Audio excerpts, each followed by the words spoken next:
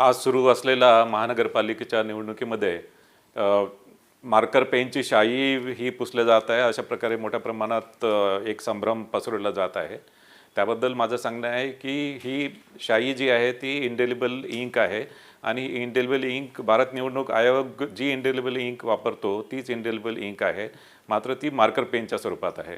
आणि हे मार्कर पेनच्या स्वरूपात राज्य निवडणूक आयोग हे 2011 पासून हे मार्कर पेन वापरत आहे आणि यामध्ये ही शाई आहे, ही शाई ॲक्च्युली पुसली जात नाही आणि विशेष करून ही शाई एकदा लावल्यानंतर त्याच्यामध्ये एक साधारणतः 12 ते 15 सेकंडमध्ये ती ड्राय होते आणि तितक्या कालावधीमध्ये मतदार हा मतदान केंद्रामध्येच असतो आणि या शाईविषयी कुठल्याही प्रकारची शंका उत्पन्न करणे किंवा कुठल्या प्रकारचे व्हिडिओ हे बाहेर प्रसारित केले जात आहे आणि एक मतदारांमध्ये संभ्रम पसरवला जात आहे।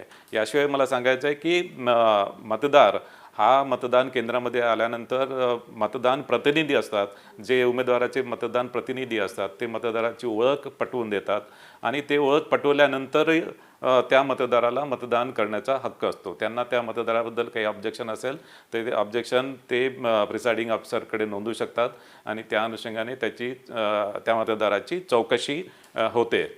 एखादा मतदार मतदान केल्यानंतर पुन्हा मतदान केंद्रामध्ये आला तर त्या संदर्भात आणि यामध्ये मतदान प्रतिनिधी आणि प्रिसाइडिंग ऑफिसर हे त्या संदर्भात तपासतील आणि त्यांना जर आढळून आला की तोच मतदार पुन्हा मतदान करायला आला तर त्या मतदारावर कारवाई केली जाईल।